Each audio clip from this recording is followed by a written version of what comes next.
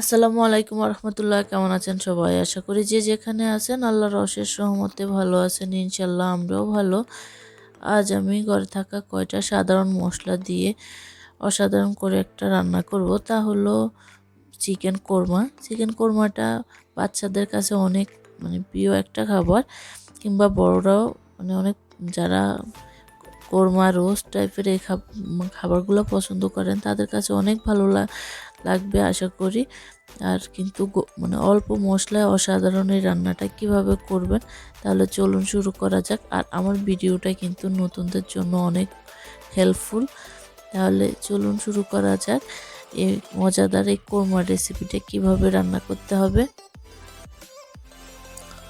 এখানে প্রথমে আমি শুকনো একটা তাওয়ায় দিয়ে দিব মৌরি, মিষ্টি জিরা, যে যেটাই নামে চিনেন।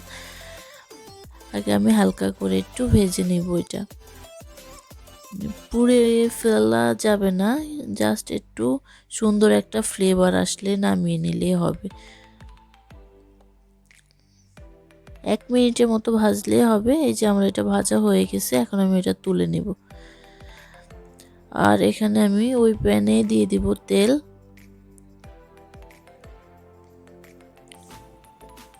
এখানে আমি মুরগিটা লবণ মেখে রাখছিলাম, এখন আমি মুরগিগুলা হালকা করে একটু ভেজে নিব।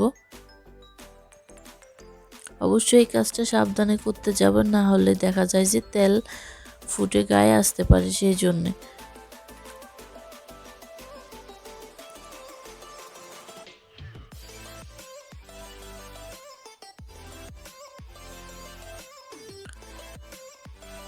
দুইটা সাইডে আমি ভালো করে একটু হালকা গোল্ডেন করে ভেজে নিব।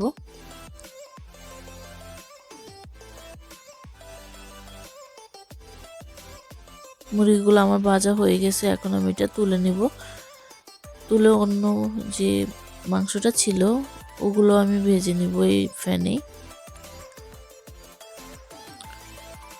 এখন আমি অন্য একটা পাত্রে আগে থেকে যে মুরগি ভাজার তেলটা ছিল ওইটা দিয়ে দিলাম। দিয়ে এখানে আমি পরিমাণ মতো পেঁয়াজ কুচানো দিয়ে দিব।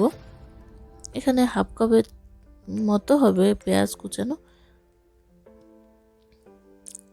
এখানে আমি একটা মুরগি মতো নিচ্ছি, সেই জন্যে আমার পরিমাপ যারা আমার পরিমাণে রান্না করবেন তারা আমি যতখানি দেই ততখানি দিলে যথেষ্ট। এখানে আমি 2 চা চামচের মতো দিয়ে দিলাম রসুন বাটাটা।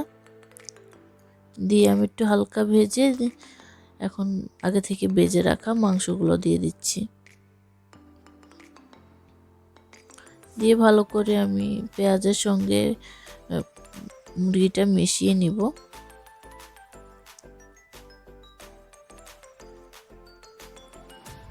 দিয়ে দিচ্ছি আমি এখানে 1.5 চা চামচের মতো আদা বাটাটা। অবশ্যই ফ্রেশ আদা বাটাটা দেওয়ার চেষ্টা করবেন, তাহলে দেখবেন ফ্লেভারটা খুবই সুন্দর আসে আর স্বাদটা অনেক বেশি হয়। যে মশলাটা আগে থেকে ফ্রিজে থাকে ওই মশলাটার তুলনায় ফ্রেশ মশলা দিয়ে রান্না করলে কিন্তু স্বাদটা অনেক বেশি আসে। আর এখানে আমি দিয়ে দিলাম একটু পানি মশলাটা কষানোর জন্য। আর এখানে আমি দিয়ে দিব লবণ স্বাদ মতো। যেহেতু আমি মুরগিটা ভাজার সময় লবণ দিয়েছিলাম, অবশ্যই লবণটা বুঝে শুনে দিতে হবে। আর এখন আমি ঢাকনা দিয়ে রাখবো। ঢাকনা দিয়ে আমি মশলার সঙ্গে মুরগিটা ভালোভাবে কষিয়ে নেব। আর এখানে আমি 2টো তেজপাতা মাছ থেকে ছেড়ে নিছি, দিয়ে দিলাম। আর 4টা এলাচ, 2 টুকরো দারচিনি আর 3টা লবঙ্গ দিয়ে দিলাম। আর আমি আগের আমার ভিডিওগুলোর মধ্যেও বলছিলাম যে মুরগির মধ্যে বেশি গরম মশলা দিলে কিন্তু বেশি একটা ফ্লেভার আসে, খেতে ভালো লাগে না, সেই জন্যে। আর এখানে আমি লিকুইড মিল্ক দিয়ে দিলাম। অবশ্যই এখানে চাইলে নারকেলের দুধটা ইউজ করতে পারেন, আর নতুবা পানি দিয়ে পাউডার মিল্কও মিক্স করে নিতে পারেন। কিন্তু যদি গরুর দুধটা দিয়ে করা হয় তাহলে কোরমাটা বেশি টেস্ট হয়, সেই জন্যে এখানে আমি গরুর দুধটা আগে থেকে জাল করে রাখছিলাম সেটা দিয়ে দিলাম। যেহেতু আমার মুরগিটা ভাজা ছিল, আবার পানি দিয়ে আমি 5-7 মিনিটের মতো কষিয়ে নিয়েছিলাম। মুরগিটা আমার প্রায় সেদ্ধ হয়ে গেছে। আর আমি এখানে গরুর দুধটা দিয়ে দিলাম। ঝোলের জন্য, আর এখানে পানি দিব না। আর এখানে হাফ চা চামচ দিয়ে দিলাম গোলমরিচের গুঁড়াটা, আর দিয়ে দিব 2 চা চামচ চিনি। অবশ্যই রোস্ট কোরমার মধ্যে চিনিটা না দিলে স্বাদের ব্যালেন্স হয় না, সেই জন্য অবশ্যই দিতে হবে চিনি। আর এখনই লবণটা চেক করে নেবেন, লবণটা দেখবেন ঠিক আছে কিনা। আমি আবারও ঢাকনা দিয়ে রাখলাম 3-4 মিনিটের মতো। আবার ঢাকনাটা তুলে একটু নাড়াচাড়া করে নেব, যেন মুরগিটা সম্পূর্ণভাবে চারপাশ থেকে হয়।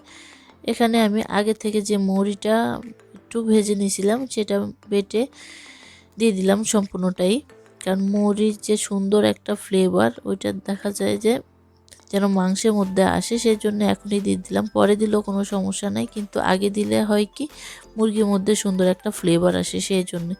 আর এখানে আস্ত কিছু কাঁচা লাল মরিচ দিয়ে দিলাম শুধু দেখা সৌন্দর্যের জন্য। চাইলে কিন্তু কাঁচা মরিচটাও দিতে পারেন, আস্ত দিবেন যেন জালটা না বের হয়, সেই জন্য। শুধু একটু ফ্লেভারের জন্য মরিচটা দেওয়া। এখন আমি এটা নামিয়ে নিব। নামিয়ে এখানে আমি ফোড়নের জন্য পেঁয়াজ দিয়ে দিলাম হাফ কাপের মতো। এটাকে আমি প্রথমে একটু নরম হোক, দেখেন পেঁয়াজটা হালকা ভাজা হয়ে গেছে।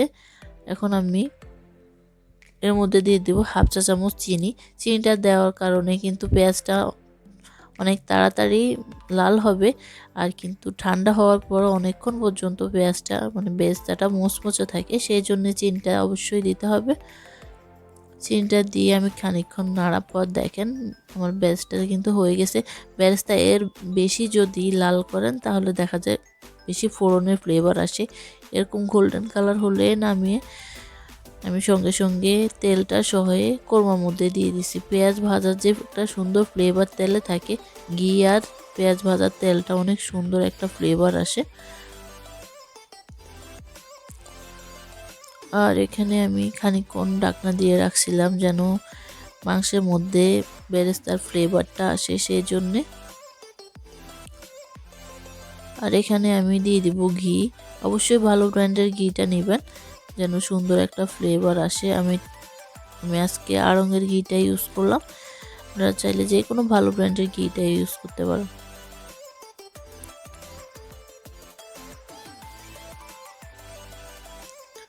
দিয়ে আমি এখন চুলাটা অফ করে দিব।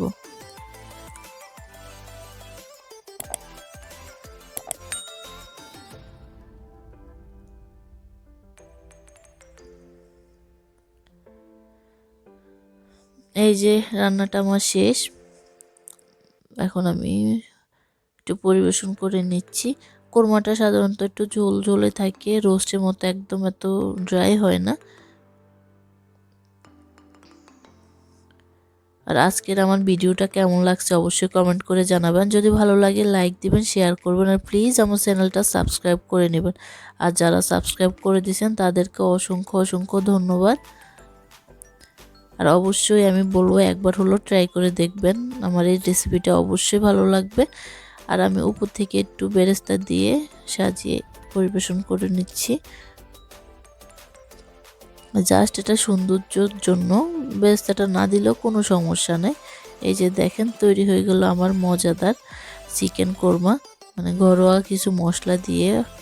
তাহলে আজকের মতো এখানেই বিদায় নিচ্ছি। সবাই ভালো থাকবেন, সুস্থ থাকবেন, দোয়া করবেন আমাদের জন্য। আল্লাহ হাফেজ।